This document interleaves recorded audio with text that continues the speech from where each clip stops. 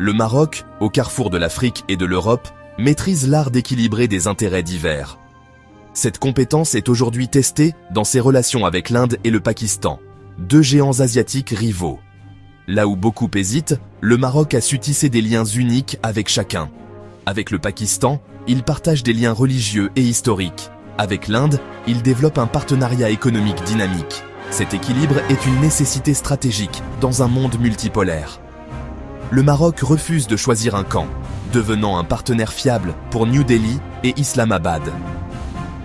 Mais pourra-t-il continuer à marcher sur cette corde raide ou devra-t-il choisir?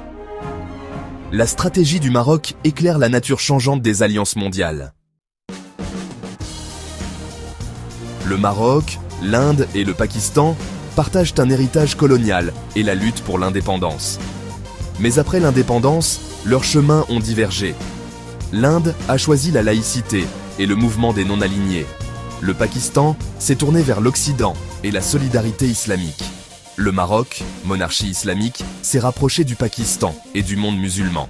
Mais il a aussi maintenu des liens forts avec l'Occident. Le Maroc s'est imposé comme un pont diplomatique, connectant différentes régions. Cette stratégie reste au cœur de sa politique étrangère aujourd'hui. La relation entre le Maroc et le Pakistan est bâtie sur la foi partagée et le respect mutuel. Le Maroc a été parmi les premiers à reconnaître le Pakistan en 1947, forgeant un lien durable. Les deux nations se coordonnent étroitement au sein de l'Organisation de la coopération islamique, se soutenant mutuellement sur des questions clés. Le Pakistan soutient le Maroc sur le Sahara occidental. Le Maroc aborde le Cachemire avec une nuance prudente, équilibrant ses liens avec l'Inde. Leur partenariat est marqué par une cohérence discrète, plus politique et culturelle qu'économique ou militaire. La coopération militaire existe avec des entraînements conjoints et des exercices navals, mais reste modeste. La relation est définie par la fraternité et un soutien diplomatique fiable, et non par des accords tape à l'œil. Pour le Maroc, le Pakistan est un lien vital avec l'Asie du Sud et le monde islamique. Pour le Pakistan, le Maroc est un allié respecté en Afrique du Nord et dans le monde arabe. Ce lien stable confère aux deux pays une profondeur diplomatique. C'est un pilier crucial, bien que discret, de la politique étrangère marocaine. Une cohérence tranquille, et non le spectacle, définit cette connexion durable. Le partenariat du Maroc avec l'Inde se développe rapidement, porté par un pragmatisme économique et une vision partagée. Les échanges commerciaux ont dépassé les 4 milliards de dollars, grâce aux exportations marocaines de phosphate et aux besoins indiens en engrais. Des co-entreprises majeures dans le secteur des engrais ont créé un puissant lien d'interdépendance. Les entreprises indiennes investissent au Maroc, l'utilisant comme base pour l'Afrique et l'Europe.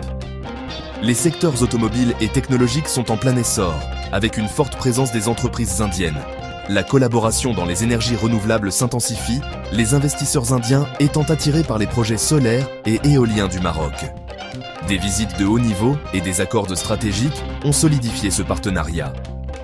Les deux nations se considèrent comme des leaders régionaux et des champions du Sud global. Le Maroc offre à l'Inde une passerelle vers l'Afrique. L'Inde apporte investissement et technologie au Maroc.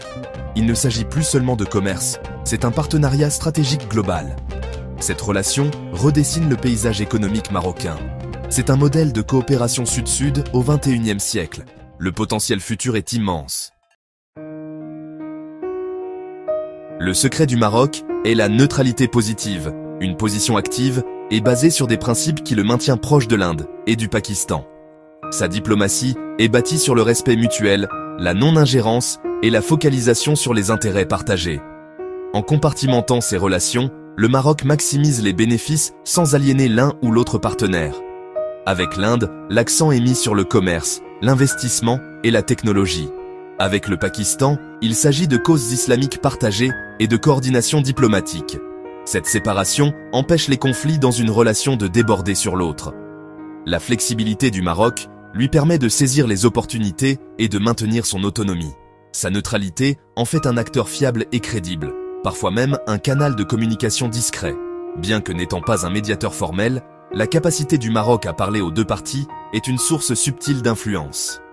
Dans une région tendue, une telle neutralité est rare et précieuse. L'approche du Maroc est une leçon de maître en diplomatie moderne. Elle montre que la neutralité, lorsqu'elle est habile, est un outil puissant. Cette stratégie a fait du Maroc un atout diplomatique sur la scène mondiale. Cette relation à trois offre de réels avantages à toutes les parties. Le Maroc obtient des capitaux, de la technologie et une croissance économique de l'Inde, diversifiant son économie et créant des emplois. Pour l'Inde, le Maroc est une porte d'entrée stratégique vers l'Afrique, offrant stabilité et accès à de nouveaux marchés. La position respectée du Maroc dans les mondes arabes et islamiques aide également l'Inde diplomatiquement. Le Pakistan, bien que moins impliqué économiquement, apprécie le soutien constant du Maroc au sein de l'OCI et du monde arabe. Les échanges militaires et culturels approfondissent les liens entre le Maroc et le Pakistan. L'arrangement n'est pas à somme nulle. Les gains de l'Inde ne se font pas aux dépens du Pakistan. Le Maroc offre des opportunités économiques à l'Inde, une solidarité diplomatique au Pakistan. En répondant aux besoins de chaque partenaire, le Maroc maintient l'investissement de chacun dans des liens solides. C'est le secret de son équilibre réussi. Chaque nation obtient quelque chose d'unique, rendant la relation durable. L'approche du Maroc assure un bénéfice mutuel, pas une rivalité. C'est pourquoi ce triangle perdure. Le Maroc fait face à un moment charnière, alors que la puissance économique de l'Inde dépasse celle du Pakistan. L'ampleur des investissements et de l'interdépendance avec l'Inde est difficile à ignorer. Cette asymétrie croissante met à l'épreuve la politique de neutralité positive du Maroc. Miser davantage sur l'Inde semble logique pour la croissance économique et l'influence mondiale. Pourtant, l'identité du Maroc en tant que nation arabe et islamique le lie étroitement au Pakistan. Abandonner le Pakistan pourrait nuire à la position du Maroc au sein de l'OCI et de la Ligue arabe. Le défi n'est pas de choisir, mais de recalibrer. Le Maroc approfondira probablement son partenariat avec l'Inde tout en préservant son amitié historique avec le Pakistan. Cela exige une habileté diplomatique encore plus grande pour gérer les perceptions dans les deux capitales. L'objectif ? Approfondir les liens avec l'Inde, rassurer le Pakistan quant à la solidarité continue. Le succès futur du Maroc dépend de l'équilibre de ses relations. Il ne s'agit pas de choisir entre amis, mais d'être un bon ami pour les deux. Dans un monde en mutation, c'est le test stratégique du Maroc. Le parcours du Maroc entre l'Inde et le Pakistan est une leçon de prospective stratégique. En refusant de choisir son camp, il a transformé la neutralité en une source d'influence.